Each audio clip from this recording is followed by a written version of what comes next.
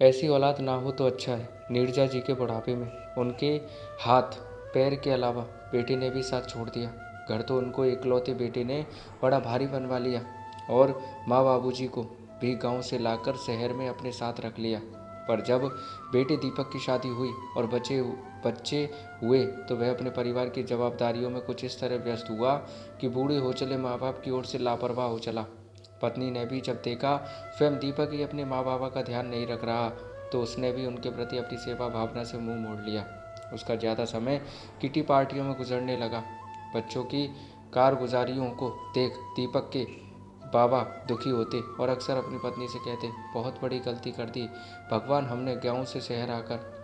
तब उनकी पत्नी कहती, उन्हें ढाढ़स बंधा, अजी बेकार की बातें ना करो, अब बेटी की जवाबदारियां भी तो बढ़ गई हैं, सब ठीक हो जाएगा कुछ दिनों में। पर उस दिन की प्रतीक्षा करते बूढ़े बाबा की आत्मा एक दिन देह छोड़ गई। अब तो माँ के लिए और भी कठिन समय आ गया।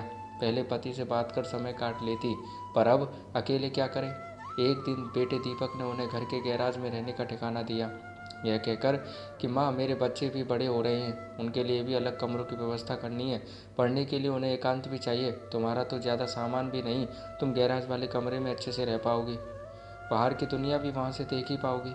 माँ ने चुपचाप अपना सामान उठाया और कहा, बेटा मेरा यहाँ अब मन नहीं लगता, मैं वापस ही गाँव जाना चाहती हूँ। बेटे ने रोकने की कोशिश भी नहीं की। माँ की ममता अंदर ही अंदर घुटती रह गई। वापस आ गई बेचारी गाँव।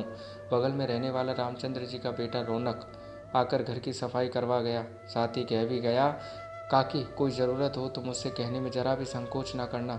माँ सोचती, एक ये पराये का बेटा मेरी इतनी मदद कर रहा और एक मेरी औलाद जिसने गांव आने के बाद मेरी खोज खबर तक ना ली।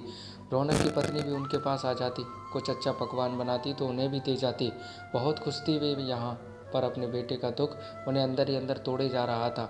हाथ पैर बुढ़ापे में जब काम करना छोड़ दे तब हर घड़ी इंसान ईश्वर को पुकारता है कि वह उसे अपने पास बुला ले। आज उनकी भी ऊपर वालों ने सुन ली है। अंत समय नज़दीक है, डॉक्टर ने जवाब दे दिया है। रौनक अपनी पत्नी के साथ निस्वार्थ रात दिन उनकी सेवा में लगा है। आज उनकी दशा देख उनके बेटे दीपक को फ़ोन लगाकर बुलवाया है, पर माँ ने उसे पहचाना ही नहीं। बस उनके मुंह से रौनक का ही नाम निकल रहा है, बेटा तू ही मुझे अग्नि देना, तू ही मेरी औलाद है। रौनक की आंखों से अश्रुधार लगातार बह रही हैं।